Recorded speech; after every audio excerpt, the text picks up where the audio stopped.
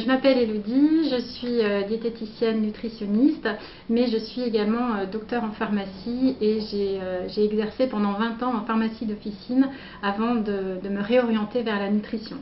C'est vrai qu'en étant au comptoir en officine pendant toutes ces années, j'ai vraiment vu les traitements nombreux, des listes impressionnantes de médicaments que les gens pouvaient avoir, jusqu'à 15, parfois 20 médicaments.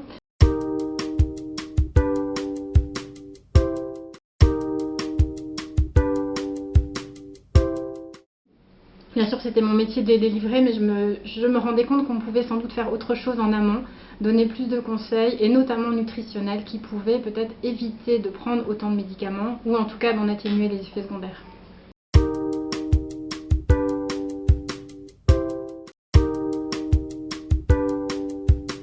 Oui, alors dans l'esprit de beaucoup, c'est vrai que faire attention à son apport en lipides, son apport en sucre ou son apport en sel, c'est clair que ça peut avoir un impact sur l'hypercholestérolémie, sur la tension ou même sur le diabète.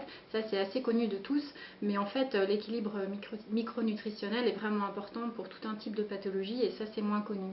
Et ça pourrait être le cas pour des pathologies comme le déclin cognitif, comme les troubles de l'intestin ou comme les troubles de la thyroïde par exemple.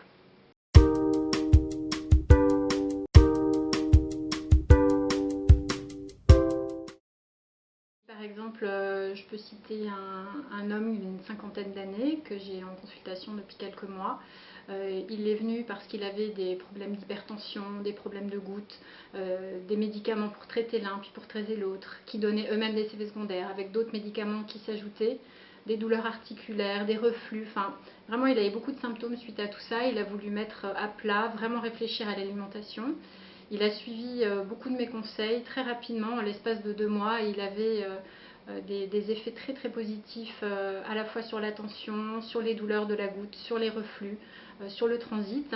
Et puis en bonus, il s'est senti en même temps beaucoup plus apaisé et plus détendu.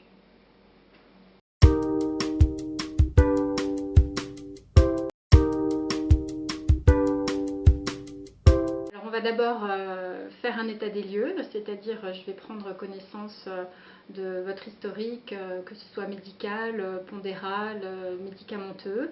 On va faire le point, voir de là où on part, noter les effets secondaires, noter vos habitudes. Il faut bien sûr que les conseils alimentaires s'intègrent dans le quotidien de chacun pour qu'ils puissent être suivis sur du long terme. Et si lors d'une anamnèse alimentaire, donc où vous me racontez un petit peu comment se passent vos repas d'une façon la plus reproductible possible, on va dire, en fonction de ces résultats-là, si on voit qu'il y a des défauts ou des habitudes qui ne sont pas bonnes, il faudra être prêt à les changer et à instaurer de nouvelles habitudes sur une bonne base.